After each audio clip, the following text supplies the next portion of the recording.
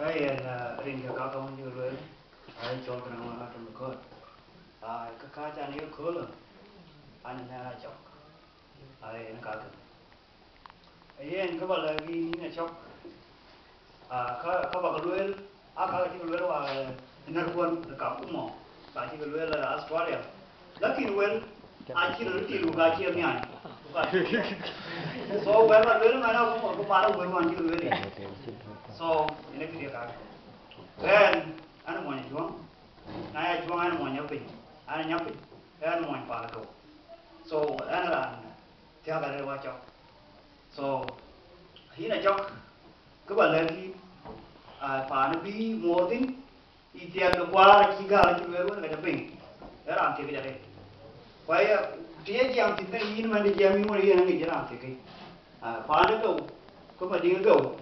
đó làm thế cái lâu na đây cái luận cái liều tin cái cái chuyện cái so cái nào là bằng đi các bạn lên đi chiang là bài đấy cái chuyện này đi luận cái nào bài đi luận chiang bài thì ở đây có cái gì so bây giờ so in có luôn việc Wan tiag muor kan ei tiag numadi go kan ko ina ka loj pakere kulerian pakke ay kan kina jana bi jam re kuwan chi ko kan madi go chi ga muor a lu ta ni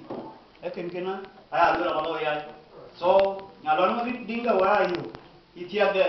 a chi nyol pakke ku ya khul ya khul ku ba nyol din chi la tin abu ti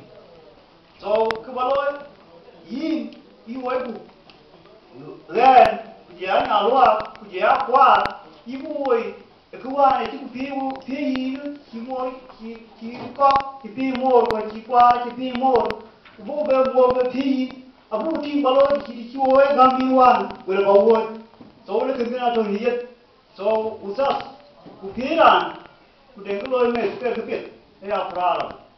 so cho nyalwa ma dingo cho prala liya khol so will be baglu lani quite we ko ato ko will be red abi galwel when kichi ko awun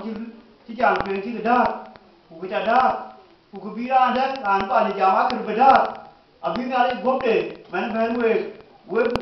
mo hu chol bu de ga di we ba pan ba jem ku ba ja ka ni je we sha le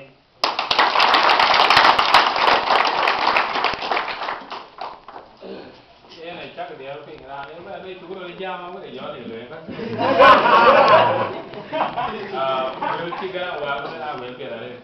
अच्छा दो टाइम चीन वहाँ तो थोक करूँगा mà là điều cái tiền là quả thì có thể